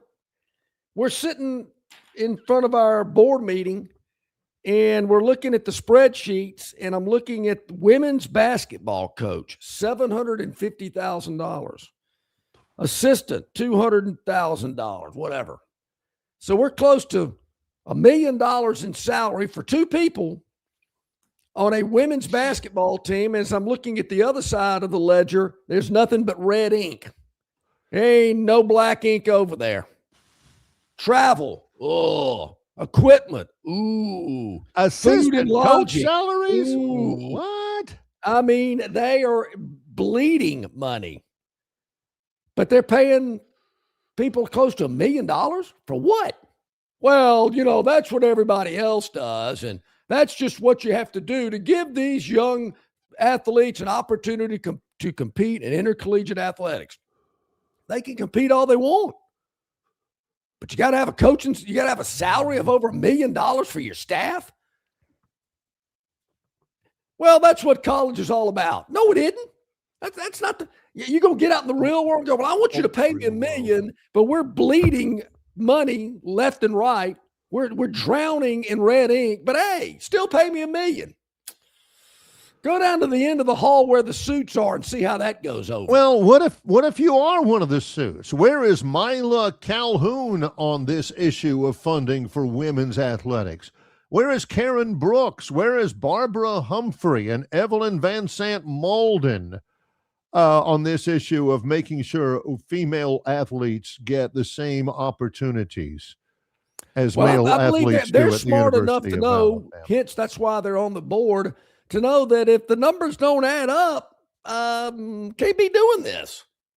And plus, as we always hear, the athletic department's kind of on its own. Its resources come from somewhere else other than the general fund. Yeah. I'd wonder how that works, though. Where does Greg Byrne have the oomph? Does he have the cachet? Does he have the panache to go up to the board of trustees whenever the next meeting is? And sit in the background while somebody introduces the motion to approve the new contract for Nate Oates, making him one of the 5 highest paid college basketball coaches in the country. And somebody raises their hand and says, excuse me, why are we doing this? He's already getting paid good money. We're already, making the Sweet 16 and all that.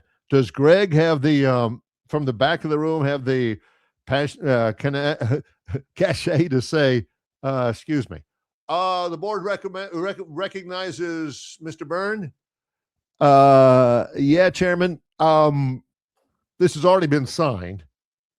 It's already been approved. Can somebody tell our honorable trustee how things work around here? The board will now take a recess for executive session. They come back in 3 minutes. Yes, please. Would you re-enter your motion to approve this? Yeah. All in favor, say aye. Aye. Motion carries unanimous. Is that how it works? Would that be it?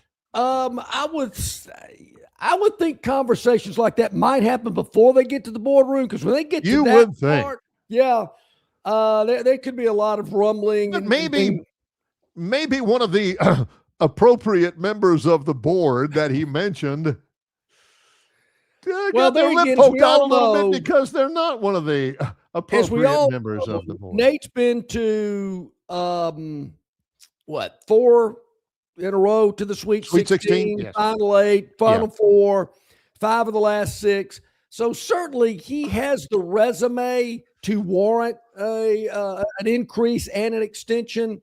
Yeah. Unlike the women's coach who doesn't. So I'll just leave it at that. All right. All right. Hey, Mayor Stephen Reed hopping on with us this morning. Always enjoy having the mayor join us here today. And of course, we're talking a lot of hoops, Mayor, with the Final 4 tonight. And hey, Auburn winning the NIT last night. Well, you know, I'm not sure if that was a surprise or not. And I don't know if that's a consolation prize that's worth talking about. Maybe it is. I guess anytime you compete, you want to win. Right. But look, you know, the game of the weekend, I think, was, you know, UConn and South Carolina women's basketball. Woo! Yeah. And I don't know what was more interesting, pre-game, during the game, or post-game. Yeah. Gino Auriemma and Dawn Stacy got a little bit crosswise in post-game. Auriemma later on apologized for that, but there's a little saltiness in the women's game as well. Hey, listen, guys, look, you know, and I heard y'all talking about, you know, how things played out. I didn't have UConn, you know, getting this point. You know, I thought Michigan had a good team. I didn't realize they would, you know, just kind of big boy everybody the way they seem to have done the last couple of games. So, you know, to see that come into tonight's game, I mean, I think you got to stay with the hot hand. I'm gonna stay with Michigan on this. I don't know where you guys landed on this, but I got Michigan tonight. How about you? They are just beating everybody to death. They can do it a lot of different ways. You know, they got the size inside. They've got some shooters. I like Michigan as well. I wonder. He's got to reserve his judgment. Okay, I got it. Yeah. The Phantom. I am going to release that in about 10 minutes, Mayor. But I'll just say this: Michigan might win the game. I'll just leave it at that. Well, yeah. I'll just leave it at that. We always I know where you're going there. We always appreciate the time of the mayor of the city of Montgomery, Stephen Reed, for joining us. We're not sure how much time we got, so we're going to get to some big questions early, depending on time, just to make sure they're addressed. Mayor, there is a bill that has passed the Alabama State Senate, that'll require Montgomery to hire a certain number of police officers. That's a requirement. Otherwise, if Montgomery, you know, is being compelled to do this, if that number, if you don't get to that number, then Aaliyah will take over the police force. What's your response to all of that? Yeah, we're not for that, guys. You know, we think it's a bad bill and it's bad legislation. I think it sets a bad precedent. You know, the state itself right now can't meet their own qualifications they're handing down to us. They're short of state troopers. And look, I just had some family leave for Easter last night, going back to Georgia. And I said, y'all sure y'all don't want to wait till in the morning? I said, because, you know, in the evening, you don't have the level of state troopers that you have if something happens. Now, prayerfully, they made it back. But, you know, we're all, you know, challenged, you know, really across the country. The International Association of Police Chiefs says, you know, law enforcement agencies are down minimum 30%. We're not down that much, but we certainly don't have what we'd like. And that's why we started, you know, a couple of years ago, giving well-earned pay increases, investing, you know, well over $11 million in equipment since I came in as mayor, and technology, things along those lines, training. And then, you know, this year we implemented the signing bonus. That was something I saw some other cities doing across the country. I brought it to our city council leadership. They agreed with it after making sure we had the money to cover it. And, you know, that's worked. So, you know, since that, we've seen, you know, well over, you know, 1,000 applications put in since, you know, last year. We haven't even counted up what we got this quarter. So, you know, for us, I think we're already on the right track to having a working solution to the shortfall, reinstating some early cadet programs and some other things to get young people involved, let them know about careers in law enforcement. Barry, get your son, I know, is one of those first responders that is in this space. And, you know, certain cities are in a good spot, but I don't know any mayors that I know around the state of Alabama that says, you know, we can't have one more officer. We're always looking for some good people. And I'll just kind of end with this. You know, my thing is, for us, if we wanted quantity, we could get that pretty quick, John. You know how sometimes when you cast that big net, you get everything from mullet to catfish and everything else. And you may not want all those fish. You want to throw some of those back. But for us, you know, we want quality people patrolling our streets, and that takes a little bit more selectivity. and it takes a little bit more exclusivity in terms of who you bring on to your police department. But even with all that, our last few police classes have been great, training classes. I just spoke to a training academy, new training academy class last week. They're larger than the previous one. So we're seeing that go up as word gets out about the recruitment and retention bonus and some of the other investments we have coming into play, like new police vehicles and some other things that allow them to have a better quality of life than what they have right now. You know, Mayor, I'm going to just kind of explain how I see it through my eyes. And I don't, I'm a sports guy. I don't follow politics and city government every day like other people do. But as just a citizen of Montgomery for 62 years, the way I see it is, hey, I'll take all the help I can get. I'm not going to turn anybody away. I don't see as many police officers on the streets as I used to. And to me, a state trooper is a guy that's on Interstate 85 or 65 or 20, with a radar gun. He's not, going out and catching a criminal or guy robbing a store. To me, it's different type of police work. So comparing a state trooper to a city cop, to me, is a little different. And that to me, I guess the bottom line, I'll take all the help I can get. And I don't know if this is a power play and somebody's trying to, make somebody else look bad. But just as a citizen, I'm thinking, I don't want to turn anybody down. I'll take all the help I can get. Yeah, and John, I think that's a great point, and I would second that motion. That's led to our crime being down year over year. About 17-18%. That's led to the reduction in homicides and non-fatal shootings, even despite the incident we had here in the last 48 hours over the weekend at a private residence with a dispute that gets out of hand or what have you.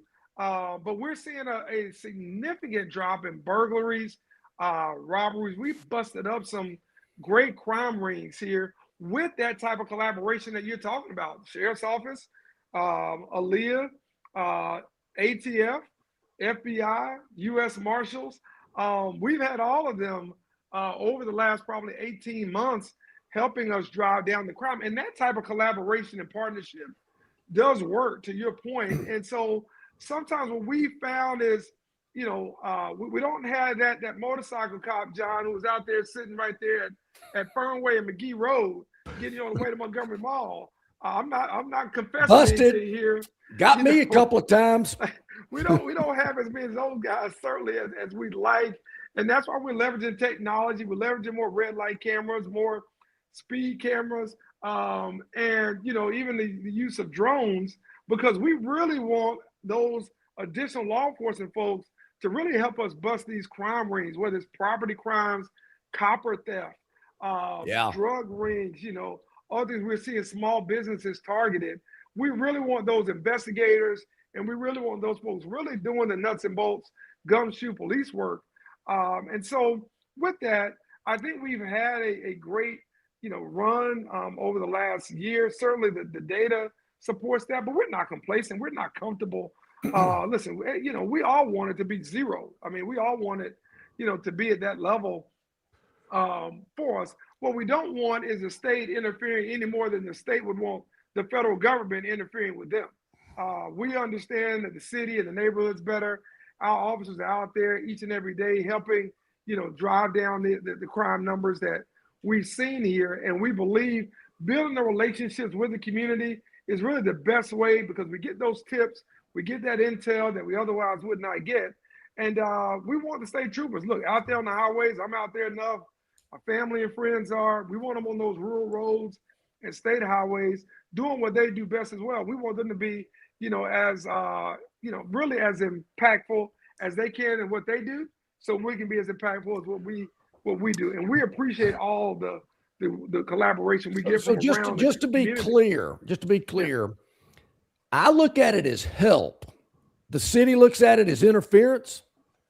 I look at the current SB 298 as it's drawn right now as a solution in search of a problem. The data shows that working together with these other entities is helping us drive down crime. We've got those data. We got that data for the last 2 years. And so it's driving it down significantly. What we don't need is outside oversight from the state. When the state is pushing unfunded mandates to us already that they don't support. What we could use from the state, though, they want to help us, is to pass a permitless carry bill, which can't seem to get a hearing, that will require some people to have permits, require most to have permits for their guns in Montgomery County. So I'm not walking into a Publix on Atlanta Highway and I see a guy with a long gun at 1:20 p.m. Going in right in front of me. It ain't nothing we can do about it. So, they can help us there, but we don't need help with administrative oversight. We've got good leadership and we've got a good plan that's working, and we've got great partnership and collaboration that's working with our various law enforcement partners. Montgomery Mayor Stephen Reed. Tomorrow, John and I will be doing this show from the Montgomery Regional Airport to celebrate and commemorate what seems like a really big deal, starting 2-a-day flights from Montgomery Regional Airport to Houston. Is that a really big deal, Mayor? Do you feel that way? Because we sure do. Well, it's key, Barry. And John, we talk about sports and we talk about all the quality of place investments that we've done here from Montgomery Whitewater to now looking to expand the convention center and downtown arena. These things are important for us to diversify our economy. We've done great. We're either 1 or 2 the last year in terms of economic growth in this state. And that's saying a hell of a lot when you're competing with the Port, UAB, and Redstone Arsenal. So, we're doing pretty damn good when it comes to economic growth. But where we aren't doing as well as attracting those knowledge-based jobs, those white-collar jobs, and those consultants, those architects, engineers, IT professionals, they want to be able to get in and out to a business center when they need to get in and out. And Houston is one of the largest centers of commerce in this country, and it's the 4th largest city. It is significant for us to be able to have a direct pipeline to Houston and to bring in an additional carrier like United, which we want people to fly very consistently, because if we can support this route as a region, then not only will we see more traffic going out west to Houston, connecting you to George Bush Intercontinental Airport, and going out to the West Coast or anywhere else people may want to go, I believe that we'll see a future flight to Chicago. And now as we start to build those flights into these business hubs, it allows us to be able to recruit more business into the city of Montgomery and show off the investment, the growth, and the progress that we have here in the city.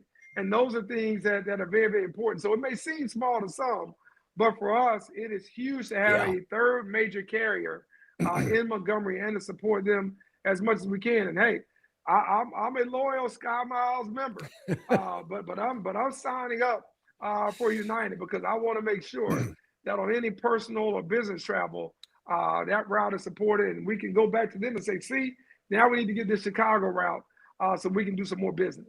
Well, I got an early preview last night, Mayor. I was dropping my daughter off at MGM. She was heading back to D.C. on the nonstop flight yesterday back to the nation's capital. I got to take a look at all of the United signage, and they're getting ready for the big start tomorrow. So we're looking forward to being back out there tomorrow for the big launch. And it's a big step.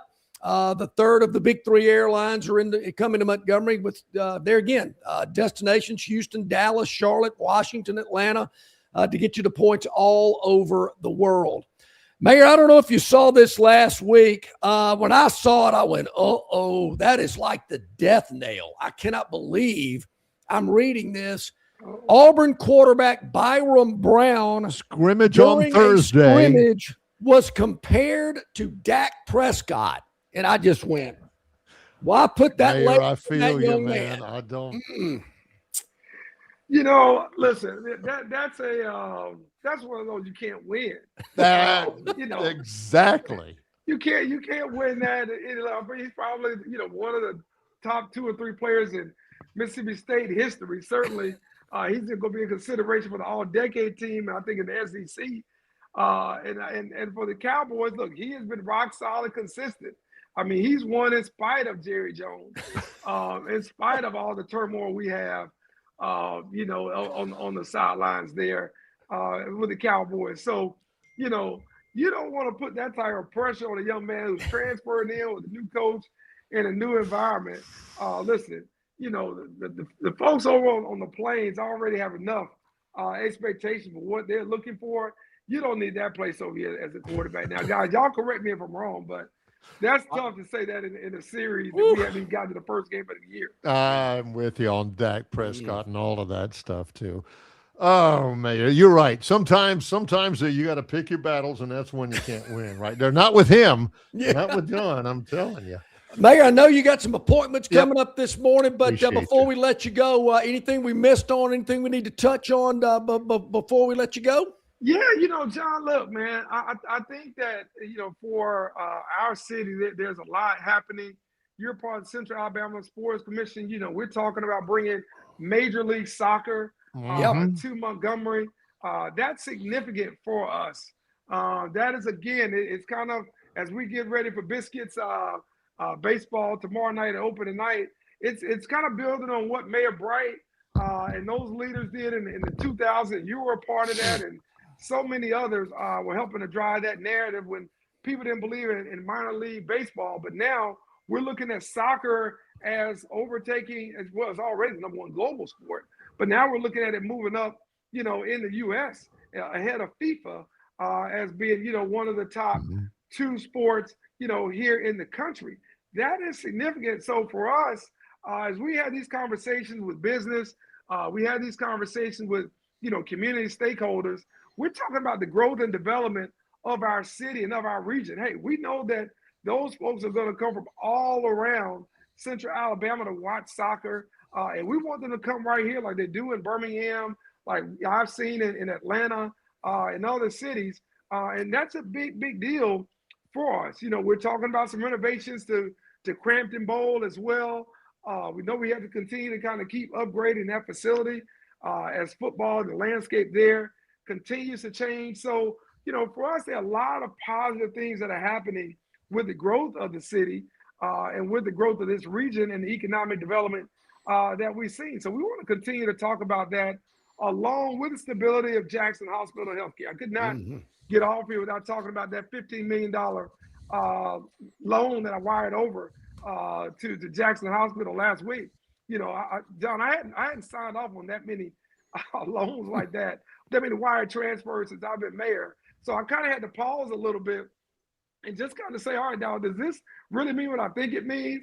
And it does. And it means that we're helping to stabilize healthcare in our city. But we're going to have to talk long-term solutions to healthcare, John and Barry, because when we're attracting these jobs and we're attracting these events, these concerts, all of these sporting events around this city, people want to know that they're going to have, top-notch healthcare. People that are visiting, people that work here, and people that live here. So we're going to have to talk about some things as a region to compete, John. You like to say with the big boys. Yeah. We can't be a big boy program and not have what they've got with its NIL. I know facilities are old school now. Yeah. But we got to have some little carrots that we can dangle, John and Barry. We want to continue to grow this region and grow this pie for everybody here. So a lot of good things happening around the city. We appreciate you guys being a big part of that. We all have the same goals in mind with that. Thank you so much for the time. And as always, if you have a question, a comment, or anything like that,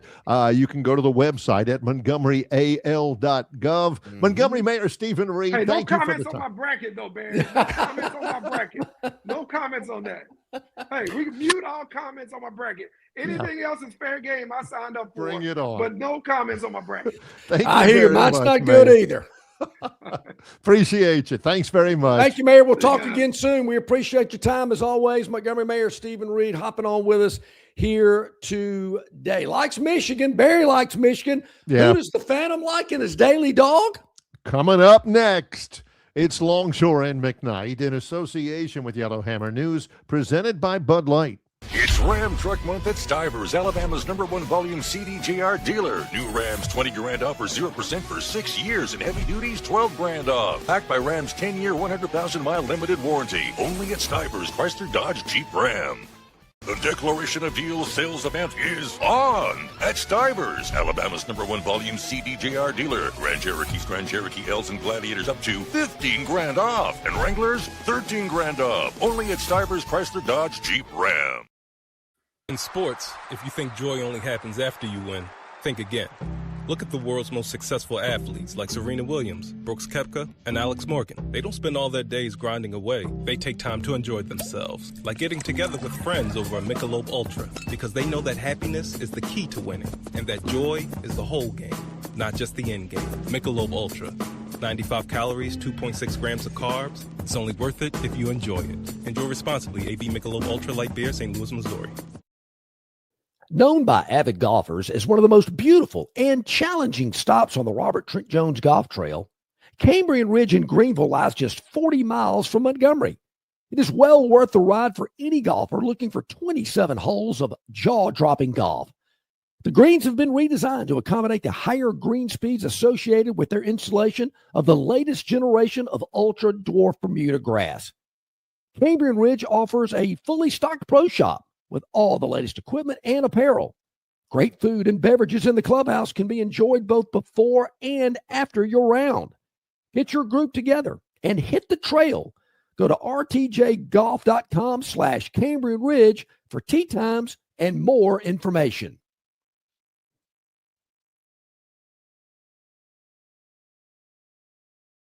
Back at it here on this Monday, 25 minutes to the top of the hour. Hey, the Masters is this week. It is Masters week. The Champions Dinner's tomorrow night over at Augusta National. Par 3 contest on Wednesday. Round 1 begins on Thursday. You can get in on our little Masters contest, a little fun we have. Just go to Longshore and McKnight at gmail.com. That's Longshore and McKnight at gmail.com. Send us an email with the winner and what that winner shoots on Sunday. Winner and what he shoots on Sunday. That's all we need. Put Masters in the subject line just to make it easy so we can, get them all in the right category.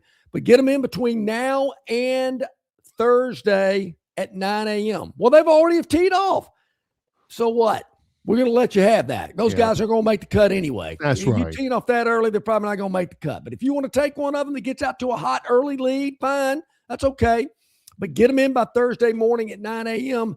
And we're going to be giving away some golf for 4 on the RTJ Trail, some trail cards, some good stuff like that. Get your Masters picks into us. Just the winner and what he shoots on Sunday. That's all we need. Now, on to business. The Phantom on Friday. Yeah. Trying to earn a winning week. Yeah. At Phantom Enterprises, and the Phantom went with a Final Four pick on Friday to get that third win of the week. Yeah. A recap, Phantom? Well, Barry, sometimes there's going to be weeks like this. Doesn't happen very often, right? But sometimes it does. And we had a rare losing week. Now, you need to explain yourself, Phantom. Was it like an 0-5 week? No. Was it a 1-4 week? No. Was it a 2-3 week? Yeah. So, Barry, that's the best losing week you can have, right? I mean. Oh, I like that. Hey, if you're going to have a losing week, this is the best this is the losing week to have. Sure. I mean, you don't want to go 0-5. I mean, 2-3, it sucks, but it's better. Hey, if you're going to have a boil, a big old pustule, it's better to have it on your neck than somewhere else, right? That's right. So, okay, all right. Could have been worse. I'll just put it that way. Yeah. But it's not what we're striving for. It's not what we want. It ain't what we want. So, let's just go ahead and move away from that. Tonight, Barry, I know the world's on Michigan. Love them. Unbeatable. Maize and blue. Yeah. Yep. What a team. Hail to the victors, valiant hail to... And I think this really just put it over the top, Barry, when I'm reading Robbie from Greenville. Michigan wins the national title over UConn. I'm thinking, Whew, I like the Huskies even more now. Michigan wins national title over Connecticut tonight and gives Big Ten first national title since 2000. Michigan State. Michigan is the best team Alabama faced this season. You know, Robbie, if they win, they would prove to be the best team in the whole country. That's true. You know, maybe that's why Nate Oates got the best team Alabama faced this season.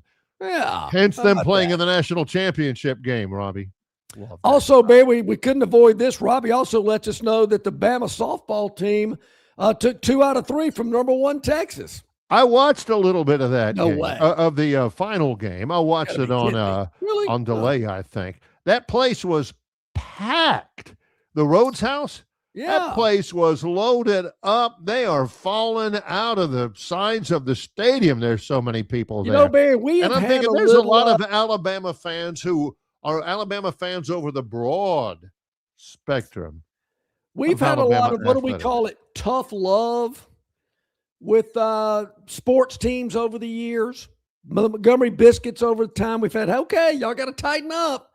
We've done the same thing with the lady softball team at Alabama. You know, every now and then we got to kind of give them a little pat on the butt and say, let's go, pump it up a little bit. He drives me crazy because it's not the ladies softball. There ain't no men's softball team at Alabama. But I'm telling you, I'm hearing some really good things about this team. Yeah, I'm watching it, and I didn't know much about them. You know, Texas was like number 2 in the country. Number 1. And Alabama came in. I mean, every hitter they had that I saw hitting 410, 3 jacks, you know, I'm thinking, man, you're hitting 9th and you're hitting 405. Goodness gracious, Alabama can swing the bats. Okay.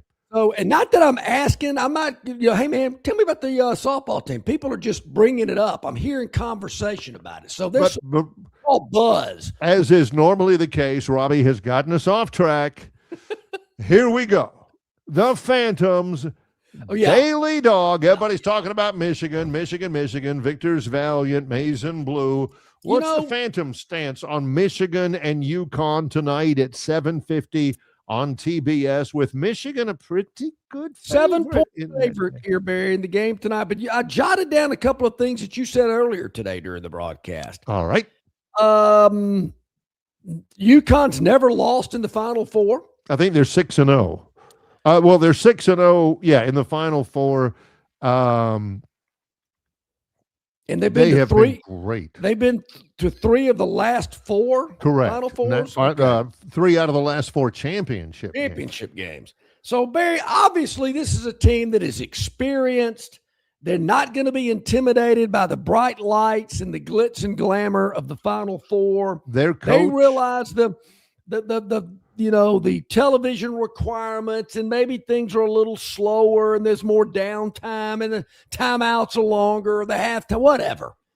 So they're experienced. They know it. And their coach, whether you like him or not, pretty fiery, and he can coach pretty well too. I'm not sure they're going to win the game tonight, but I'm grabbing that 7 in UConn because the world's on Michigan. Here's the deal. The Wolverines have been utterly dominant so far, scoring at least 90 points in all 5 games, winning every game by double digits. Yeah. The line is not a double digits line. Nope. They've won every game by double digits, but a victory won't come easy against the Huskies, who are 19-0 in the Sweet 16 or later, dating back to 2009.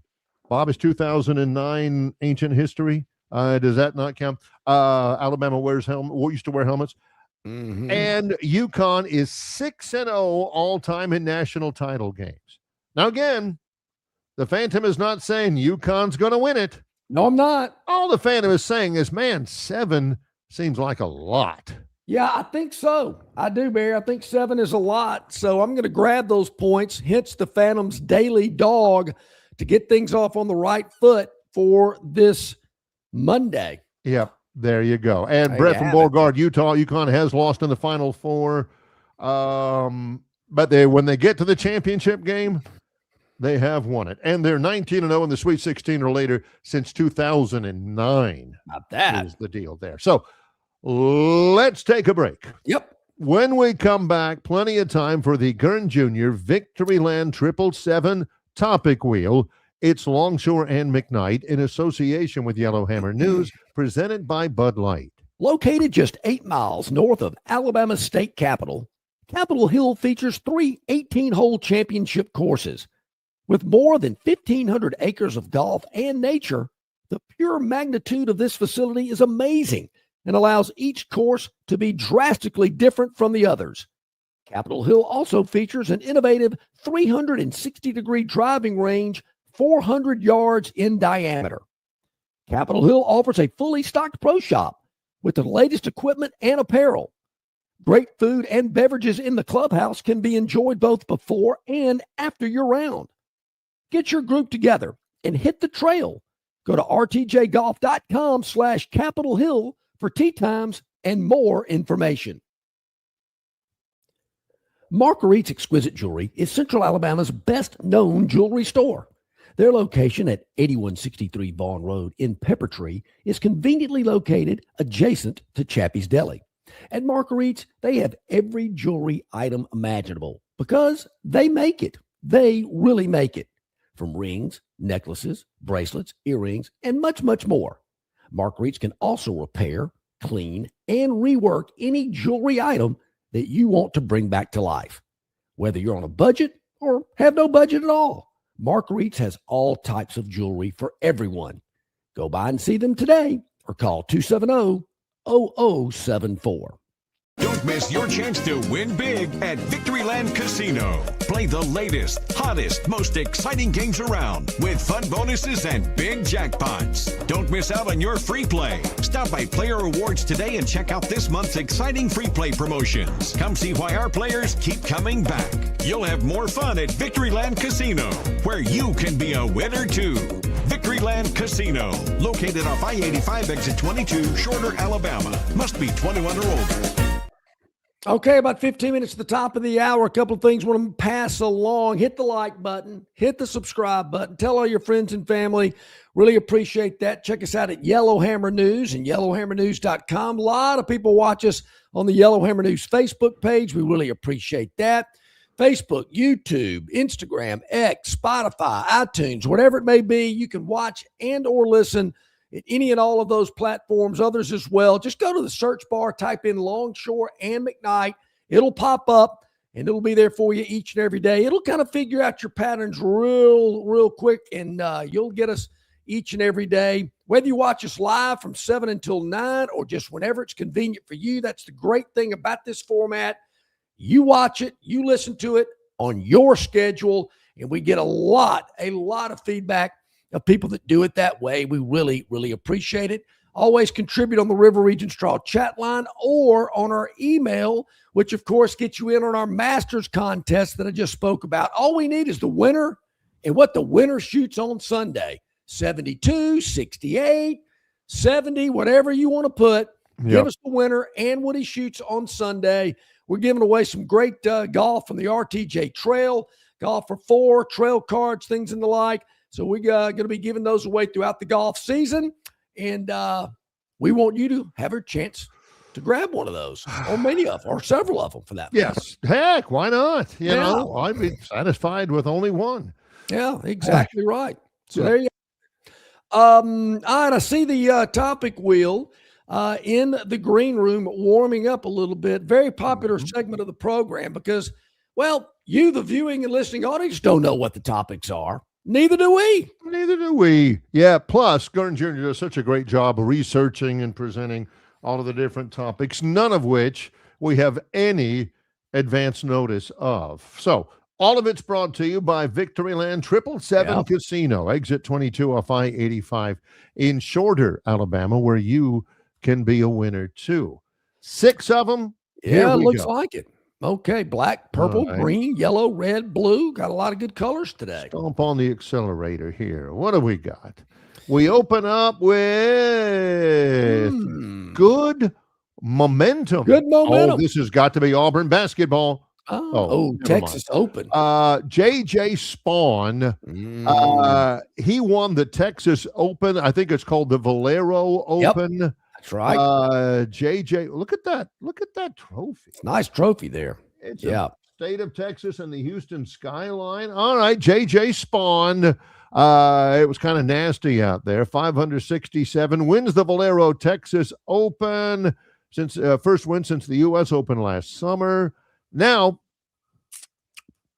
he has just a little bit of momentum heading into the Masters. That's right. 3 things you can count on at the Masters. Whoever is the opening round. Whoever wins the par 3 contest. Never wins it. The guy who wins the tournament right before the Masters never wins it. Mm-hmm. And usually the guy that Way Offsides Jeff picks in our Masters contest never wins it. Has Jeff made a selection yet, or is he waiting until later in the week? Jeff's like, why is it me? I didn't do anything. Okay, so there's one in JJ Spawn. JJ Spawn momentum. Won the Open. He sure did. He's a major champion. Good for him. Very nice. Checking him out at Augusta. Done. All right, let's spin it away. See what else comes up next here. Victoryland, exit 22 off I-85, Shoulder, Alabama. Open 24/7, 365. Yes. Rally ball. Got to be baseball. Oh, yeah. Dodgers, they have come back 5 times. They beat the Nationals at the National Stadium. They sweep that series. Nationals had them. Here's the deal. Despite the Nationals being John's daughter's place of residence. They're not very good. They stink. Now, Barry, here's another example. Does it count that I've been to this ballpark but never been inside of it? Well, yeah, same thing with me. I've been to Wrigley Field, but I've never. I've walked outside of Nationals Park. It's in the old Navy Yard area. It's a real neat area of D.C.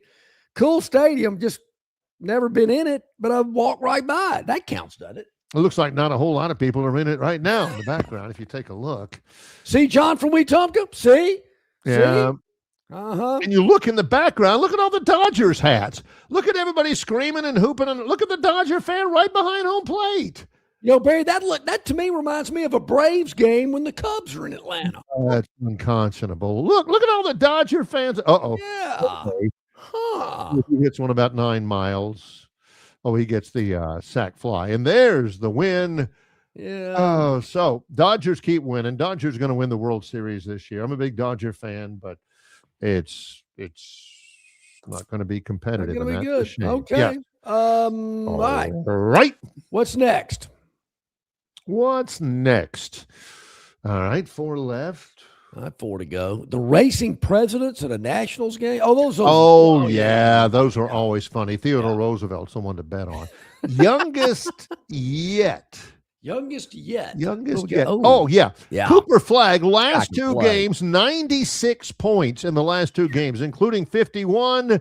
He'll be the rookie of the year, just beating out his Duke teammate, Con Kneppel. How Duke didn't win last year is beyond me. Flagg's doing everything. So, Barry, the question begs to be asked, how long before he's an L.A. Laker? No kidding. He's playing for the Mavericks. Nowitzki played for the Mavericks for forever, so he's got a chance. He's from – the thing about Cooper Flagg, he was the player of the year last year as a freshman for Duke. This year it is Cameron Boozer, who's a freshman at Duke, player of the year. Cooper Flagg is from Maine. Man, you just don't not see only that. Can I not name another NBA player from Maine, I can only name one other person that I know from Maine, and that's former Biscuits broadcaster Chris Adams-Wall. You know what? You're right. Anybody else? Does anybody? Where's old Chris these days? He is with the Tampa Bay Rays. Yeah, he's with the Rays. He's in the majors. He is a super nice guy. Yeah. Mavericks, youngest player in NBA history to record a 50-point game, and he did it twice. He's 19 years old. When I was 19 years old, I was a sophomore at the University of Florida. I was a senior at Jeff Davis at this time in my 19th year. So how's that happen? I'm like I got redshirted months older than year. John. Yeah, I got redshirted 1 year. All right, so there's another one in. But I was very popular, Barry, because the legal drinking age was 19 back then. So yeah, John was driving as a sophomore. True. That is true too. All right, 3 more to go. Let's see what we got. Blue, red, and yellow is what's left on the Victoryland 777 topic wheel. where you can be a winner too, and it's going to this land may stay on orbital. Ooh, that's where close. are we at? Oh, Nope. farthest yet. Oh, yeah. This is Artemis 2. Yep. Today is the day that that they get to the moon. Yep. And they're going to slingshot around it. Okay. They will be farther away than any human being in history sometime later today. You know, Barry, I did hear, I've probably watched more about this moon than I did the NIT over the weekend. Well, you should. Heck, you got the NIT every year. Later today, the crew will swing around the moon 2,760 miles from Earth, the farthest any humans have ever ventured from our home planet. Wow. You know, I grew up in, well, one of the places I grew up is in the county, the same county as Cape Canaveral. Yep. So I've always been a huge NASA guy. We used to go field trips every year. I lived about 25 miles south. Yeah. And I love all this. This stuff is so cool to me. I'd be scared to death to do it, but I would do it. You talking about, and we were having this discussion about anti-gravity, you know, and what's going on up there. I understand they had a malfunction with one of the toilets. Ooh. I don't know if somebody clogged it up or the plunger wasn't working or something, but they were radioing back to Earth, trying to get the technician guy to figure out how to fix the thing. Do they have a toilet technician on staff at NASA? I would think they would. My first question is, who's the guy that plugged up the toilet? Can you light a match in space? No match lighting. No, you're just going to have to deal with it. It's like being on a basketball team bus. And I'm thinking, you know, tight quarters, that could be a little rough. Also, one more thought about this. Did anybody hear Greg McElroy, one of our media colleagues? He's on with Cole Kubelik, who, by the way, is this year's Alabama Sportscaster of the Year. Greg McElroy, I think it's called Mac and Cube or something like that. Yeah. McElroy, who is a Rhodes Scholar finalist, he says, quote, there is a 0% chance we went to the moon. He thinks the moon landing in 1969 was fake. He ain't the only one. Come on, Greg, really? You serious? Wow. What was that movie with O.J. Simpson in it, claiming that the moon landing was fake? Police. So it was Capricorn 1, I believe was the name. Oh, okay, yeah, all right. So so those rocks that are in the Smithsonian, did they just pull those out of the desert somewhere in Arizona? Goodness gracious. All right. Okay, here we go. Well, moon landing, why are we going around the moon and not landing on it? Because that takes an entirely new, you've got to have a lunar lander, you got to have, you've got to have. I'm surprised, Barry, that our current president does not want to land on the moon and get the astronauts to put some flag on the moon that says Trump on it. Yeah, that wouldn't be surprising. But, they had like the very famous one where they went around the moon, did it a couple of times before they actually landed on the moon. This is Robber. Let's see what we got here. Robber. Huh. Oh, Joe Adele of the Angels. The Angels are killing it on their local TV thing. Yeah. All right. They win it by a run. Adele goes over, makes the catch, saves a home run. What a play by Joe Adele, the right fielder for the Angels. Mm-hmm. It's a shutout at this point. Then later on, a deep drive to right field. Back goes Adele. He stands and he makes the catch, robs another. And then this was late. This was in the 8th inning. Makes that play. And then, did it 3 times in a game. Wow. 3 times in a game. And the Angels win it 1-0. If he doesn't make one of those 3, then they probably lose. That's the MVP, if you ask me. I don't. Hey, Barry, quickly back to the we didn't land on the moon story. Come on, G-Mac. If you think that happened, don't you think like the Russians or the Chinese or somebody would have been going, whoa, that was fake. That's exactly right. Niet. Yeah, I can't believe they're playing along with this little scheme They would do anything they could to make us look bad. There is a those Americans never landed chance. on the moon. That's a farce. It did not happen. Give me a break. Yeah, one more. Here we go. One more to go. What do we got?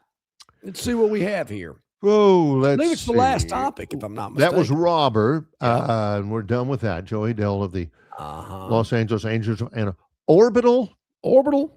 Okay. Orbital. Maybe Gurn Jr. is a NASA geek like me. I love that stuff. Why not? Yeah. I've been inside all that. Oh, this is an orbital bone. Yeah, Cameron Boozer. Ouch. Yeah, he got that's the orbital bone around his eye. Yeah, he had blood there. His eye was puffy and everything. Still turned it over with 4 minutes to go. His brother was the one that turned it over with not good. 10 seconds to go. I saw this during the game. A Duke staffer even applied a soda can to his eye to alleviate the swelling. Now, my dad spent 2 days in the Duke University Hospital one time. That's all you got is a soda can? Wow. A soda can. And you think, and the game's on the line, your best player in the country, and you put a soda can to his eye. Hey, I've seen people get like a bag of English peas out of the freezer. Yeah, that does work too. And use that. Well, so, yeah. A very, very good, very well-researched, very diverse Gurn Jr. Victoryland 777 topic wheel today. Good job, Gurn. And a good job for Stephen Reed, the Montgomery mayor, for joining us. We've got a big show planned for tomorrow, John. We certainly do, Barry. Got a big show tomorrow at the Montgomery Regional Airport. It is the launch of United Airlines service from the capital city to Houston, the 4th largest market in this country. Might not have known that, but that's true. Yeah. And we'll be out there to help them launch that tomorrow. So we're very excited about that. Also, our man Brian Matthews, auburnsports.com. Travis Ryer on YouTube. So we got a lot going on tomorrow morning. Looking forward to it. Looking forward to it as well. He's John Longshore. I'm Barry McKnight. It's Longshore and McKnight in association with Yellowhammer News, presented by Bud